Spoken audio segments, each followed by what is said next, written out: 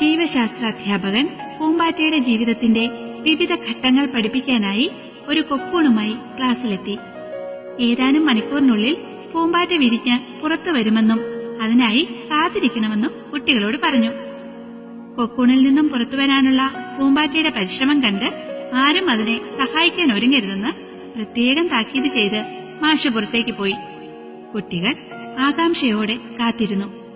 Cocoon മെല്ലെ അനങ്ങിത്തുടങ്ങി. പൂമ്പാറ്റ വളരെ കഷ്ടപ്പെട്ട് കൊക്കൂണിൽ നിന്നും പുറത്തേക്ക് വരാനുള്ള ശ്രമം തുടങ്ങി. കുട്ടികളിൽ ഒരുവന് കുഞ്ഞു പൂമ്പാറ്റയോട് അലിവ് തോന്നി. അവൻ കൊക്കൂൺ മെല്ലെ തുറന്നുകൊടുത്തു.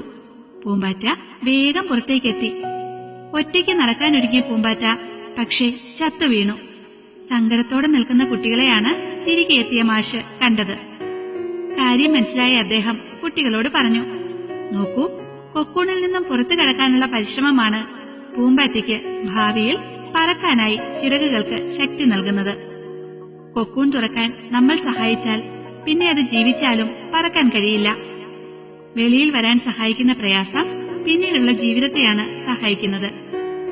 പൂമ്പാറ്റയ്ക്ക് മുന്നോട്ട് കുതിക്കാനുള്ള ഊർജം പകരുന്നത് പിരിഞ്ഞിറങ്ങുമ്പോഴുള്ള പ്രയാസമാണെങ്കിൽ, പക്ഷികളുടെ ശരീരത്തിൽ ചിറകൊരു ഭാരമാണെങ്കിലും ആ ചിറകാണ് അവയെ പറക്കാൻ സഹായിക്കുന്നത്. ഭാരങ്ങളും തോൽവികളും നമ്മയും മുന്നോട്ട് തന്നെയാണ് കൊണ്ടുപോയിട്ടുള്ളത്. സങ്കടങ്ങളാണ് ശരിയായ അനുഭവങ്ങളെന്ന് സങ്കടപ്പെട്ടവർക്കെല്ലാം അറിയാം. വേദന നൽകുന്ന ചെറിയൊരു മുറിവ് പോലും വലിയ സന്ദേശങ്ങൾ നൽകുന്നുണ്ട്. ഒരു സ്ത്രീയുടെ ജീവിതത്തിലെ ഏറ്റവും വലിയ വേദന അനുഭവിച്ചാൽ മാത്രമേ ഏറ്റവും വലിയ ആഹ്ലാദമായ കുഞ്ഞിനെ അവൾക്ക് കിട്ടൂ. ജീവിതത്തിന്റെ ആരംഭത്തിൽ പൂമ്പാറ്റ അനുഭവിക്കുന്ന വേദന വെറുതെയായിരുന്നില്ല. കൃത്യമായ ഒരു പ്ലാനിംഗ് അതിന് പിന്നിലുണ്ട്. അതിന്റെ സൃഷ്ടാവിന്റേതാണ് പിഴയ്ക്കാത്ത ആ പ്ലാനിംഗ്. അങ്ങനെ ഒരു പ്ലാനിംഗ് സർവ്വ സൃഷ്ടികൾക്കുമുണ്ട്. മനുഷ്യരായ നമ്മൾ മാത്രമാണ് മനോവേദനകളിൽ തകർന്നു പോകുന്നത്. പലവട്ടം ഓടിയിട്ടും എലിയെ പിടിക്കാൻ കഴിയാത്ത സങ്കടത്തിൽ ഒരു പൂച്ചയും ആത്മഹത്യ ചെയ്തത് നമ്മൾ കണ്ടിട്ടില്ല.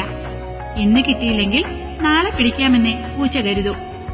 എന്നാൽ ചെറിയൊരു തോൽവി പോലും സഹിക്കാനാവാതെ ജീവിതം നഷ്ടപ്പെടുത്തിയ എത്രയോ വാർത്തകൾ നാം ഓരോ ദിവസവും വായിക്കുന്നു. നിരന്തരമായ പരാജയങ്ങളിൽ നിരാശപ്പെടരുത്. കാരണം താക്കോൽ കൂട്ടത്തിലെ അവസാന താക്കോൽ കൊണ്ടാകും ചിലപ്പോൾ ഒരു താഴെ തുറക്കാൻ കഴിയുക.